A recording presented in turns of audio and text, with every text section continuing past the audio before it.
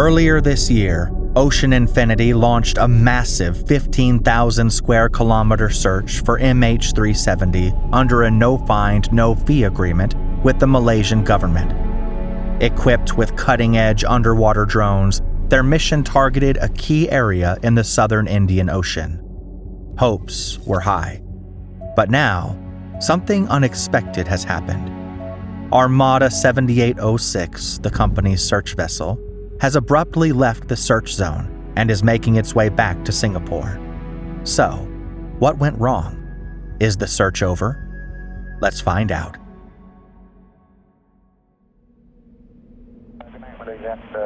The disappearance of Malaysia Airlines flight MH370 on March 8, 2014 remains one of aviation's greatest mysteries. While we know a lot about its disappearance, there's still so much that remains unclear. In our previous video, we covered Ocean Infinity's most recent search efforts in the southern Indian Ocean. In early March, Ocean Infinity picked up where they left off in 2018 and deployed its search vessel, Armada 7806, equipped with AUVs capable of spending up to 4 days submerged at depths of 6,000 meters. The search focused on an area proposed by independent investigators Bobby Ulich and Victor Ianello, which had been partly searched before but required a more thorough examination. This area, located approximately 2,000 kilometers west of Perth, Australia, is centered around 34.2 degrees south and 93.8 degrees east. After spending several days searching the seabed near the 7th Arc, Armada 7806 sailed towards Perth, Australia for refueling and resupplying. It then headed back to sea on March 6, 2025 for a second phase, this time to the Blely/Marchand search area. This area was proposed by Jean-Luc Marchand and retired Air France pilot Patrick Blely, who had not previously been searched and is centered around 35.7 degrees south and 93 degrees east. However, after days of presumably no findings, Ocean Infinity began sailing towards Singapore, abruptly ending the search for MH370. While Ocean Infinity hasn't made a public announcement providing information about the end of the search, the Malaysian Transport Minister reported that the current search for MH370 has been suspended. Right, moving on, the search for Malaysia Airlines flight MH370 by Ocean Infinity has been halted. I think they have stopped the operation for the time being. They will resume the search at the end of this year. The company's Armada 7806 search vessel can be tracked leaving the search area on March 28, 2025, on a 10-day journey to Singapore at a speed of 10 knots. Many assumed that Ocean Infinity's departure towards Singapore was a result of an unsuccessful agreement between the company and the government of Malaysia. However, according to the Malaysian Transport Minister Anthony Loke, the contract between Malaysia and Ocean Infinity was indeed signed on March 25, 2025. Yes, the agreement has been signed. The agreement has been signed last week. That being said, it's unknown whether Armada 7806 was actually searching before the signing of the contract, as it had already been out there near the 7th Arc since late February. Now it seems like the main reason why Ocean Infinity has suspended its search for MH370 and plans to resume its operation at the end of this year during the Southern Hemisphere's 2025 summer is due to weather limitations in the search zone. While the current return to Singapore might seem like a setback, it aligns with strategic planning to ensure the search resumes under optimal conditions later this year. Sources close to the negotiations disclosed that the contract between Malaysia and Ocean Infinity specifies an 18-month search window, which allows Ocean Infinity to postpone the search if needed. If and when Ocean Infinity resumes the search for MH370, they may need a bigger vessel to cover a larger search area faster. Although Armada 7806 is equipped with cutting-edge technology, it can only deploy a maximum of 3 AUVs, as opposed to the 8 in the seabed constructor used in the 2018 search. That being said, it's not known yet whether Ocean Infinity found any wreckage or debris during the latest search operation.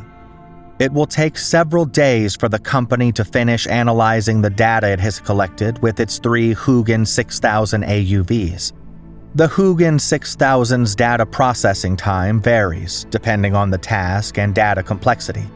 For simpler tasks, processing can be fast. However, for more complex tasks like high-resolution 3D mapping or detailed environmental surveys, it might take longer to process the data after the vehicle has returned to the surface and data is transferred to shore-based systems. As Ocean Infinity analyzes the collected data, key areas remain unexplored, one of them being the Broken Ridge at 32.5 degrees south and 96.5 degrees east, which American amateur investigator Blaine Gibson, who has found 22 pieces of debris, and oceanographer Charitha Padiarachi say is the location where the search should take place. Gibson and Padiarachi argue that any new search should not be focused too narrowly along the 7th arc, and should include the area from 28.3 degrees south to 33.2 degrees south. Additionally, a location suggested by independent investigator Richard Godfrey, centered on 29.128 degrees south and 99.934 degrees east, has also yet to be searched. Less than half of the area proposed by Godfrey has been scoured in previous searches.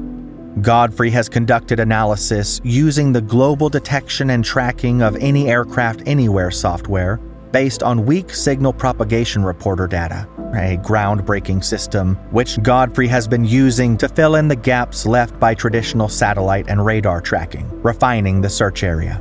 WSPR operates through a global network of radio stations that emit weak signals, which travel vast distances, sometimes over 10,000 kilometers, by bouncing off the ionosphere and curving around the Earth. Godfrey has analyzed how these signals are affected by the presence of an aircraft, allowing him to identify possible flight paths. Using this data, he recreated a flight path similar to the one generated from the Inmarsat data and Zari's home simulator. This flight path, however, includes several turns, particularly after the final turn toward the Indian Ocean, rather than a linear route.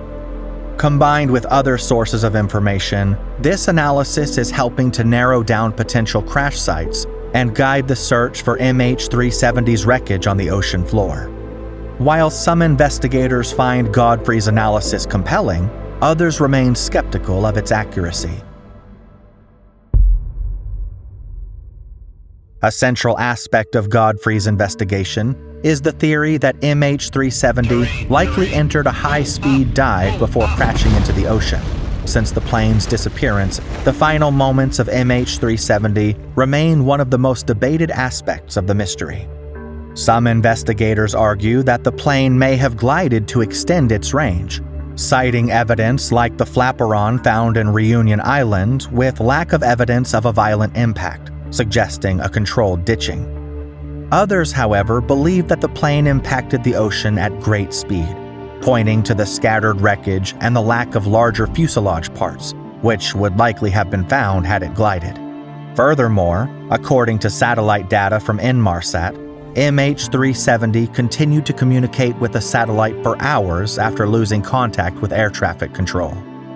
The data suggests the plane might have flown on autopilot, consuming fuel at a slow rate, which is consistent with the idea that it could have glided for some time after fuel starvation. Many, like Godfrey, believe that MH370 impacted the ocean at high speed, potentially in a controlled or intentional manner.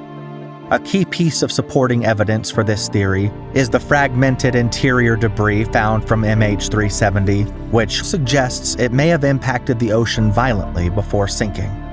While there is very compelling evidence, some believe that the discovery of interior debris from MH370 may be a result of the plane breaking into several large pieces, either during the descent or after hitting the water.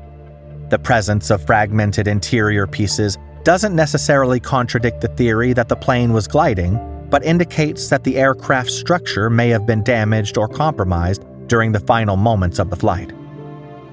The question whether MH370 glided or impacted the ocean at high speed remains unanswered due to limited evidence and the mysterious nature of the incident. Both theories remain plausible, but definitive proof is still lacking, and ongoing investigations continue to explore all possibilities. That being said, it's impossible to know whether we'll ever find significant wreckage or smaller pieces of debris. We'll have to wait and see if a third phase of this renewed search takes place at the end of 2025. And if it does, if it can bring us closer to solving the mystery of MH370. Check out our previous video about MH370, where we delve into the story of its disappearance and discuss why it's taken so long to find the wreckage. What do you think? Do you believe that MH370 impacted at high speed or glided? Let us know in the comments below. If you enjoyed this video and are interested in more content like this, like and share this video and consider subscribing. As always, thanks a lot for watching, and we'll see you in the next video.